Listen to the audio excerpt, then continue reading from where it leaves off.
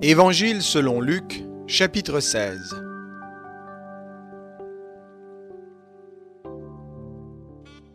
Jésus dit aux disciples, « Il y avait un homme riche qui avait un intendant, et celui-ci lui fut dénoncé comme dissipant ses biens.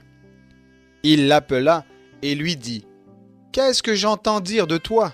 Rends compte de ton intendance, car tu ne pourras plus être mon intendant. » L'intendant se dit en lui-même, « Que ferai-je, puisque mon maître m'ôte l'intendance de ses biens? Piocher la terre, je n'en ai pas la force. Mendier, j'en ai honte.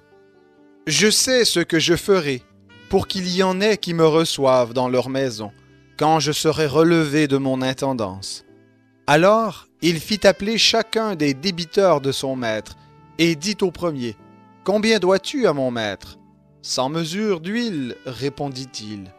Et il lui dit, « Prends ton billet, assieds-toi vite, écris 50. » Il dit ensuite à un autre, « Et toi, combien dois-tu? » « 100 mesures de blé, répondit-il.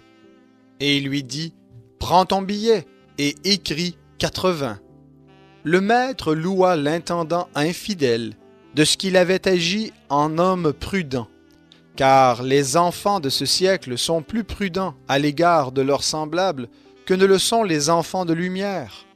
Et moi, je vous dis, faites-vous des amis avec les richesses injustes, pour qu'ils vous reçoivent dans les tabernacles éternels quand elles vous feront défaut. Celui qui est fidèle en peu de choses est aussi fidèle dans ce qui est important. Et celui qui est injuste en peu de choses est aussi injuste dans ce qui est important. Si donc vous n'avez pas été fidèle dans les richesses injustes, qui vous confiera le bien véritable? Et si vous n'avez pas été fidèle dans ce qui est à un autre, qui vous confiera ce qui est à vous? Aucun serviteur ne peut servir deux maîtres, car ou il haïra l'un et aimera l'autre, ou il s'attachera à l'un et méprisera l'autre. Vous ne pouvez servir Dieu et Mammon. » Les pharisiens, qui aimaient l'argent, écoutaient tout cela et raillaient Jésus. Il leur dit, « Vous êtes ceux qui se font passer pour justes devant les hommes, mais Dieu connaît vos cœurs, car ce qui est élevé parmi les hommes est une abomination devant Dieu. Jusqu'à Jean, c'était la loi et les prophètes. Depuis lors, le royaume de Dieu est annoncé comme une bonne nouvelle, et chacun use de violence pour y entrer. Il est plus facile pour le ciel et la terre de passer que pour un seul trait de lettre de la loi de tomber.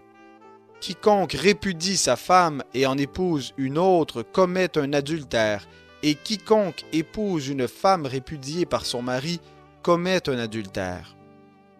Il y avait un homme riche qui était vêtu de pourpre et de fin lin, et qui chaque jour menait joyeuse et brillante vie. Un pauvre couvert d'ulcères du nom de Lazare était couché à son portail. Il aurait désiré se rassasier de ce qui tombait de la table du riche. Même les chiens venaient lécher ses ulcères. Le pauvre mourut et fut porté par les anges dans le sein d'Abraham. Le riche aussi mourut et fut enseveli. Dans le séjour des morts, il leva les yeux, et en proie au tourment, il vit de loin Abraham et Lazare dans son sein.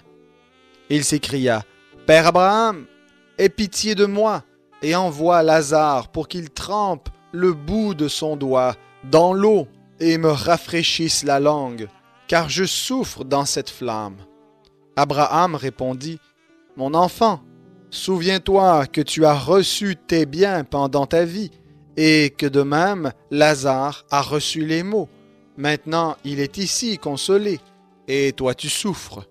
En plus de tout cela, entre nous et vous se trouve un grand abîme, afin que ceux qui voudraient passer d'ici vers vous ne puissent le faire, et qu'on ne parvienne pas non plus de là vers nous. » Le riche dit, « Je te demande donc, Père, d'envoyer Lazare dans la maison de mon père, car j'ai 5 frères, qu'il leur apporte son témoignage, afin qu'ils ne viennent pas aussi dans ce lieu de tourment. » Abraham répondit, « Ils ont Moïse et les prophètes, qu'ils les écoutent. » Et il dit, « Non, père Abraham, mais si quelqu'un des morts va vers eux, ils se repentiront. » Et Abraham lui dit, « S'ils n'écoutent pas Moïse et les prophètes, ils ne se laisseront pas persuader, même si quelqu'un ressuscitait d'entre les morts. »